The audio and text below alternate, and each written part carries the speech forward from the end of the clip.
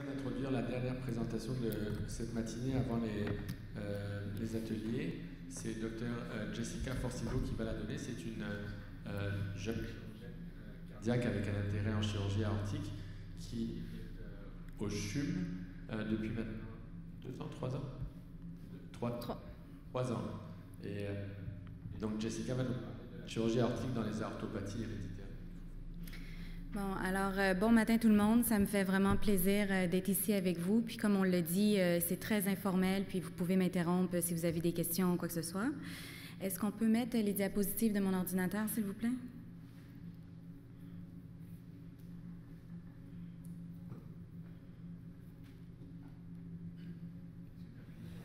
Ouais, mais c'est pas moi qui dois le faire. Ah, ça va marcher. Ouais.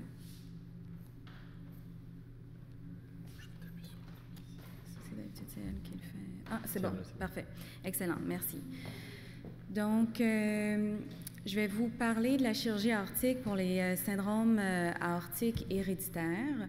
Donc, premièrement, qu'est-ce qu'un chirurgien aortique? C'est un chirurgien qui s'intéresse aux pathologies de l'aorte et peut même s'être surspécialisé dans la chirurgie aortique.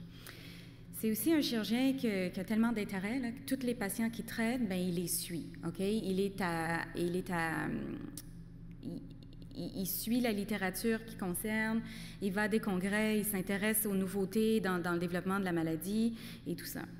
Et il effectue, comme la majorité de sa pratique, c'est des procédures justement qui sont aortiques. Qu'est-ce qu'on traite comme chirurgien aortique? C'est les anévrismes de l'aorte ascendante. Donc, on en a discuté dans les 2 présentations que vous avez eues avant qui étaient excellentes. Et nous, les chirurgiens, là, on y va un petit peu en détail. Qu'est-ce qui nous intéresse? Bon, ça, vous l'avez vu, c'est une aorte normale. On peut avoir des anévrismes de l'aorte ascendante, puis on va discuter un petit peu de l'anatomie par la suite. On peut avoir des anévrismes seulement de la racine, ou on peut avoir un anévrisme de l'aorte au complet. OK? C'est que ça, c'est vraiment l'aorte ascendante. On peut avoir des anévrismes de l'arche. Donc ici, l'arche, c'est où est-ce que tous les vaisseaux qui s'en vont dans notre cerveau, dans nos bras, originent. Puis, on peut avoir des anévrismes de l'aorte descendante thoracique ou abdominale. Puis pourquoi on traite les anévrismes? Mais vous le savez, c'est pour prévenir les complications majeures qui sont la dissection aortique ou la rupture. Puis, Dr Mongeon, vous l'avez très bien expliqué, c'est quand le sang déchire l'aorte, puis soit fuse entre les couches de l'aorte, ou parfois rupture totalement dans le péricarde, qui est l'enveloppe du cœur. Donc, le sang est contenu dans le péricarde, sauf que ça peut rendre un patient très instable, parce qu'à un moment donné, le cœur, il ne peut plus s'expandre, c'est que le sang comprime, puis là, les patients perdent connaissance, puis là, ils nous arrivent en choc. Et lorsqu'on arrive à la dissection, c'est une urgence. Comment ça fonctionne quand on rencontre un patient qui a un diagnostic, donc habituellement référé d'un cardiologue? Alors, on rencontre le patient, c'est peut-être une première rencontre, c'est peut-être une seconde opinion, puis on discute de la raison de la consultation, OK? La première question que je demande au patient, avant même de commencer, c'est qu'est-ce qu'il comprend de sa condition? C'est quoi l'historique, qu'est-ce qui a été fait auparavant, OK? Puis ensuite, je lui dis qu'est-ce que moi, je comprends de sa condition, OK? Puis c'est sûr qu'une rencontre avec le patient, c'est pas un monologue. L'aspect paternaliste du médecin, là, ça n'existe plus, OK? C'est vraiment une collaboration patient-médecin. Donc, on parle de son historique, on parle des antécédents familiaux. C'est que là, on est comme un petit peu des investigateurs, des inspecteurs. On cherche des facteurs de risque. Puis, on cherche les problèmes concomitants, les autres problèmes de santé. Puis, on demande au patient quelles sont ses attentes. On répond aux questions. Puis, on veut savoir quelles sont les inquiétudes face à cette pathologie-là. C'est très important dans tout notre raisonnement. Le processus décisionnel aussi, c'est basé sur des lignes directrices qu'on appelle des guidelines. Okay? On a des guidelines canadiens, américains, européens. Mais des lignes directrices, c'est pas nécessairement, c'est pas une religion, OK? C'est pas une vérité absolue. Il faut savoir comment ces lignes directrices-là ont été créées, avec quel genre de patients, dans quelle région du monde, pour savoir si ça s'applique vraiment aux patients qu'on a devant nous, OK? Puis ces lignes directrices-là aussi peuvent être stressantes pour le patient parce que maintenant, on a accès à Internet, on s'en va sur Internet, on regarde, là, on dit « Ah, moi, je suis un Loeys-Dietz ou je suis un Marfan, je devrais être opéré à 4.2. » Mais quand on regarde le tableau global, ça se peut que le 4.2 soit pas approprié pour tel patient. C'est que ça peut semer aussi des inquiétudes. Pourquoi mon médecin ne me fait pas opérer? Pourquoi? C'est que c'est important d'avoir toutes ces discussions-là. Puis, comme je disais, les lignes directrices, c'est pour guider, mais ce n'est pas une vérité absolue. Puis, en fait, dans le processus décisionnel, il faut être très honnête à propos de ce que l'on sait et ce que l'on ne sait pas, OK? On aimerait ça avoir une boule de cristal, puis dire exactement pour quel patient, qu'est-ce qui va arriver. Mais souvent, on ne le sait pas. Puis vous l'avez vu, ce schéma-là. Bon, il y a 75% des cas qui sont sporadiques, là, qui arrivent dans un ciel clair, mais les anévrismes familiaux, c'est seulement 20% et syndromiques, 5%. C'est que c'est normal qu'il y ait des choses qu'on ne sait pas, parce que quand il y a des conditions qui sont rares, on n'a pas toute la littérature puis toute l'information qu'on voudrait, OK? C'est qu'il faut qu'on fasse avec, puis ça rentre dans l'équation. L'expérience du chirurgien et de son équipe, quand je parle d'équipe, l'anesthésie, la cardio, les soins intensifs, c'est aussi très important, OK? C'est que ça, on peut en discuter. Puis c'est une question que vous pouvez facilement demander, vous aussi, à dire, êtes-vous habitué avec cette pathologie-là? Combien de cas vous opérez? C'est quoi l'expertise du centre? C'est que ça, il ne faut pas être gêné de poser ces questions-là. L'étiologie de la maladie, c'est important. L'étiologie, c'est l'origine. Donc, on a un anévrisme, c'est un anévrisme, mais c'est-tu un anévrisme chez un Marfan, un anévrisme chez un Loeys-Dietz, un anévrisme chez une pathologie familiale? Tout ça rentre dans la balance également. On peut parler du suivi, s'il y a un suivi, quel va être le suivi, ou si on décide de faire une intervention, quelle va être l'intervention. Puis pour ce qui est du suivi, quelles sont les modalités de choix pour le suivi? Dr. Mongeon nous en avait également parlé. Quand on considère faire une intervention, OK, c'est que le chirurgien, bon, s'est fait référer par le cardiologue, on rencontre le patient, puis après, on rediscute du cas en équipe multidisciplinaire, OK? Puis l'équipe multi, c'est les cardiologues, les chirurgiens, les généticiens, conseillers en génétique, puis tous les autres spécialistes impliqués dans le dossier, que ce soit l'endocrinologue, l'ophtalmo, l'orthopédiste, le physiatre, etc. Alors, il faut que tout le monde soit au courant qu'on planifie faire une intervention pour le patient. Puis bien sûr, pour céduler une intervention, il faut que maintenant les bénéfices de l'intervention soient rendus plus grands que les risques de complications reliées à la chirurgie. Puis c'est toujours mieux quand on dit électif, c'est une chirurgie qui est planifiée. C'est toujours mieux de faire la chirurgie planifiée que d'arriver avec une complication puis de faire ça en urgence dans le milieu de la nuit. Les faits, entre autres, c'est que plus un anévrisme augmente, plus le risque de rupture et de dissection augmente aussi. Puis il faut savoir que les aortes chez les patients avec maladie du tissu conjonctif sont plus vulnérables que les aortes normales. Okay? Puis juste pour vous montrer d'où ça vient, là, les lignes directrices, chez les patients qui n'ont pas de syndrome ou qui n'ont pas de pathologie aortique, on avait identifié le 5.5, OK? Puis ça vient d'un article qui est très célèbre, qu'on étudie dans nos examens et tout ça, mais c'était un melting pot là, de toutes les pathologies aortiques ensemble, OK? Donc les sporadiques, les syndromiques également. Puis là, il était venu un chiffre qui était 5.5. Puis pourquoi on opère à 5.5? Parce que c'est vraiment à 6 que le risque augmente rapidement. Donc on se laisse une marge de manœuvre à 5.5.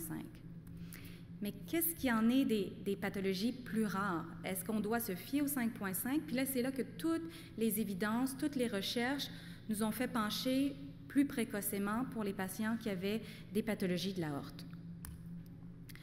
Ici, on voit avec le Marfan qu'il y a très peu de dissections qui vont arriver en bas de 5. La majorité vont arriver supérieures à 5. Et c'est pourquoi, dans les guidelines américains et européens, on recommande, 4.55, on dit 5, mais s'il y a des facteurs de risque, comme familiaux qu'on veut tomber enceinte ou qu'il y a une progression rapide, bien, à ce moment-là, on devrait aller à 4,5. Puis, chez les femmes qui désirent une grossesse, bien, on y va à 4. Dès que ça atteint le 4, qui est le seuil de dilatation, on va opérer tout de suite pour minimiser les risques pendant la grossesse. Pour les patients qui ont un syndrome de Loeys-Dietz, il y a plusieurs dissections qui ont été rapportées en bas de 5 cm. Alors, les recommandations chirurgicales sont beaucoup plus sévères. C'est que c'est vraiment entre 4 et 5 qu'on décide d'intervenir. Puis, encore une fois, on regarde tous les antécédents, les antécédents familiaux et tous les autres facteurs de risque qui sont associés. Pour les Ehlers-Danlos, la recommandation, c'est entre 4 et 4,5. On sait que chirurgicalement, ces patients-là, on va les opérer, mais la fragilité, ils ont plus de fragilité des tissus, donc techniquement, c'est plus difficile pour nous de le faire, mais ça se fait évidemment. Pour ce qui est des pathologies familiales, donc pour les mutations, comme la ACTA2, ça représente 14 % des pathologies familiales. Puis ici, les recommandations chirurgicales sont entre 4,5 et 5, parce que quand on regarde les articles dans la littérature, le tiers des patients avaient des événements aigus, là, soit une dissection ou une rupture en bas de 5. Donc, on recommande, là, encore une fois, 4,5-5. Puis ça, c'est des mutations qui sont encore plus rares, là, comme on discutait. Donc, la mutation MYH11, c'est 1 % des patients. On a une connaissance limitée par rapport à ce genre de mutation-là, mais on recommande quand même le 4,5 à 5. Si on a une intervention, on va discuter avec le patient sur le type de procédure à avoir et les alternatives. OK? Puis ça, c'est tout en fonction du mode de vie. Donc, c'est son travail, ses activités, les sports qu'il pratique, le réseau social. En fonction de la qualité de vie, donc, on fait des choix comme des préservations de la valve aortique, c'est qu'on remplace juste la racine, mais on garde la valve parce que la valve, elle coule peut-être, mais c'est parce qu'elle est étirée par la dilatation de l'aorte au pourtour. Ou on peut aller avec des procédures qui sont un petit peu plus définitives, comme les valves mécaniques, qui peuvent durer 25-30 ans, mais qui ont l'inconvénient qu'on doit prendre du Coumadin. Donc, un médicament qui éclaircit le sang, qui peut avoir des effets secondaires qu'on va parler également. Puis, il faut également inclure les attentes présentes et futures du patient. On va parler des risques de la procédure, du séjour à l'hôpital, à quoi on devrait s'attendre, la durée. On va parler de la convalescence, puis l'impact par la suite sur le travail, les études, un impact psychologique également, mais tu sais, en fait, il faut tout qu'on prépare ça avant que le patient ait l'intervention, puis qu'est-ce que, tu sais, l'équipe qui va être impliquée, puis le suivi par la suite. Donc, juste pour vous donner un petit peu d'anatomie, là, quand je parle de la racine aortique, bon, l'aorte ascendante, c'est facile, OK? Ici, si on dessine un trait, ça, c'est la jonction sinotubulaire, qui est la jonction qui sépare la racine aortique de l'aorte ascendante. C'est que l'aorte ascendante, c'est facile, c'est ici, mais la racine, elle est un petit peu plus complexe, OK? Parce que la racine comprend l'anneau de l'aorte, la jonction sinotubulaire qui délimite les deux parties, les feuillets, puis le renflement qu'on voit ici, c'est les sinus, OK? Puis ça, pour nous, les chirurgiens, c'est très important de voir qu'est-ce qui est dilaté, qu'est-ce qui ne fonctionne pas bien, est-ce que la valve coule, parce que c'est un ensemble, la racine aortique. Puis les pathologies de l'aorte, on l'a vu, ça peut atteindre différentes parties de l'aorte. Ici, il y a une procédure qu'on appelle des préservations de la valve aortique, où on garde les feuillets de la valve, puis on remplace tout le tissu au pourtour, OK? Donc, les sinus sont remplacés, puis la valve, quand même, reste la valve native, OK? Puis, on remplace aussi l'aorte ascendante si elle est dilatée, et chez les patients qui ont un syndrome, on va quand même la remplacer, même si elle n'est pas dilatée, parce qu'on sait que l'histoire naturelle, c'est qu'elle va probablement dilater. C'est qu'on le fait prophylactiquement. Pour ce qui est des anévrismes, bon, au-dessus de la jonction sinotubulaire, mais c'est un tube de Dacron. Okay? C'est quelque chose qui n'a pas de chance de rejet, qui ne se détériore pas, qui va être bon toute votre vie. Okay? Puis, si c'est juste la valve aortique qui fuit, on peut essayer de réparer la valve aortique en faisant des petites techniques chirurgicales de réparation seulement de la valve de façon isolée. Ça, c'est un conduit avec une valve mécanique. Okay? qu'on peut également utiliser si on ne peut pas faire de préservation de la valve ou si le patient décide, parce que la différence, ici, là, on peut la voir, c'est Dr. Ella Mamsi qui m'a donné cette diapositive. Il y a des chirurgies de préservation de la valve et il y a des chirurgies où est-ce qu'on y va directement avec la valve mécanique. La valve mécanique, s'il y a quelqu'un qui ne veut plus rien savoir d'une chirurgie cardiaque dans le futur, bien, qui veut minimiser ses chances d'avoir une chirurgie cardiaque dans le futur, on peut mettre une valve mécanique. Okay? L'inconvénient, on peut l'entendre faire du bruit, okay? Ça va être tic-tic, puis même le conjoint la nuit, quand il n'y a pas de bruit, peut l'entendre. Puis il y a des risques reliés au coumadin qui sont des risques de saignement mineur, comme un saignement de nez ou un saignement majeur intracrânien de 1 à 2 % par année, qui est cumulatif à vie. Okay? Puis c'est sûr qu'au niveau de la qualité de vie, si on est quelqu'un qui voyage beaucoup, qui fait des sports, qui saigne facilement, mais c'est pas évident la gestion du coumadin.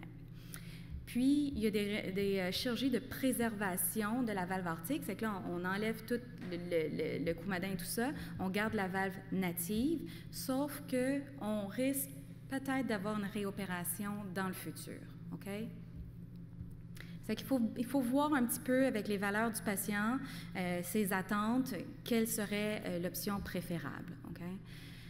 Chirurgie de la racine aortique, c'est des chirurgies un petit peu plus complexes, un petit peu plus à risque de morbidité neurologique, de mortalité, mais dans des mains expérimentées, c'est une chirurgie qui se fait bien. Puis à ce moment-là, il faut tout réimplanter les vaisseaux qui viennent du cerveau, puis remplacer l'arche de l'aorte. Puis pour ce qui est des anévrismes de l'aorte thoracique, chez les patients qui ont des anévrismes, il y a des traitements endovasculaires qui existent, mais que pour l'instant, pour les patients qui ont syndromique, Marfan, avec des maladies du tissu conjonctif, cette technologie-là n'est pas encore à point, c'est qu'on tend à l'éviter, sauf peut-être dans des situations urgentes ou d'autres problèmes de santé qui font en sorte que la chirurgie ouverte elle est trop risquée. On peut utiliser ça, mais il y a beaucoup de recherche et de développement en termes de procédures endovasculaires, même pour les patients qui ont des syndromes. Donc, en termes de management, il faut une approche qui est individualisée au patient. Okay? Puis il faut voir le tableau global. C'est que ça, c'est un message que je veux passer. Puis il y a plusieurs directions futures, dont l'imagerie fonctionnelle, qui est la biomécanique de l'aorte, là, comme vous voyez ici, parce que ce qu'on veut comprendre, c'est comment on peut prédire ce qui va survenir. C'est quoi l'évolution naturelle d'un anévrisme chez telle personne, okay? Pas globalement. Puis voir si on peut rajouter à tout ce qu'on fait comme test, rajouter des tests pour nous aider à prédire ce qui va arriver, ou justement à mieux traiter et à mieux suivre les patients qui viennent nous voir. Il y a des biomarqueurs sanguins là, qu'on prélève. C'est toutes des études qui sont en cours. Les marqueurs génétiques, comme Dr. Richer vous a parlé, et les nouvelles technologies moins invasives pour les patients avec maladies du tissu conjonctif. Donc, pour conclure, l'expertise du centre et du chirurgien est importante, puis l'approche multidisciplinaire est essentielle. Puis c'est sûr que, l'approche chirurgicale doit être discutée et en fonction des valeurs du patient et de l'histoire naturelle de sa pathologie. C'est sûr, des fois, il y a des patients qui nous disent « Mais oui, mais vous, docteur, si c'était votre père, votre frère... » Mais c'est vraiment une discussion, c'est vraiment selon les valeurs du patient. Puis des fois il n'y en a pas de bonne réponse, mais l'important, c'est que les deux parties, on soit à l'aise avec l'option qu'on prend. Il faut considérer les habitudes de vie et le mode de vie, l'importance de suivi régulier, puis dans certains cas, c'est des suivis qui sont à vie. Donc, c'est un lien qu'on crée, c'est une association, puis on y va jusqu'à la fin. Puis, il faut une approche individualisée, un travail d'équipe, de collaboration, patient-médecin. Alors, je vous remercie pour votre attention, puis je suis prête à répondre à des questions.